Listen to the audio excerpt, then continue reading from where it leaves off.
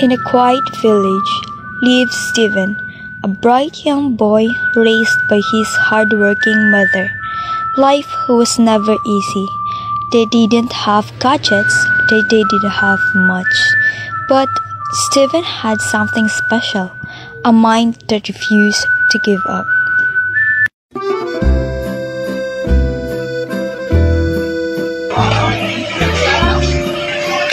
Padala pagyapon paglibro bay? Unsa? 2025 naman?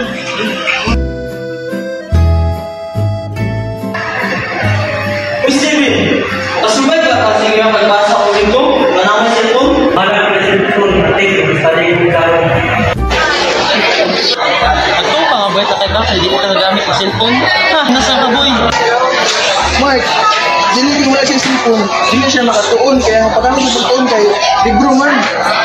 Wala mga kabalo nga siya ang first owner sa tong room. Dili ba yalalim nga po rin?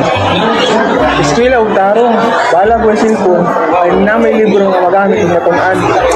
Maganda, wala na nagamit ng cellphones. Buinas ka na mo eh. Santo mo na Mark, kaya ko rin mamaki. Ginanan, natakwan ka. Kaya wala ka cellphone? Ako, na ako cellphone, pero okay na. Kay laptop ko. First Steven, nakawalan mo rin. Wala ko yung libro mo ba? Ikaw na ako yung libro. Ako ang nag-anitin mo na ako. Kumpre ang kontrato nila sa ato, dapat nangkamot ko para ipakita ko sa ila na mali sila. Okay, dapat nangkamot lang ka lang kami. Para kung sa iyong mama o sa iyong papa, para makita ko din mo na nangkamot ko ka. Good morning, everyone. Good morning!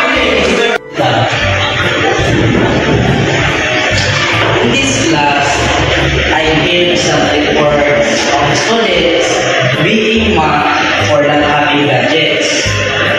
Class, teachers, students, I begin. Poverty is not sin, but bullying. And then, you don't need to have everything to be someone, okay? Scarcity will take your resources, but it should never take your negative things. I'm so sorry for last time. First step. Huwag ka na mga napasok. Upload yung activity.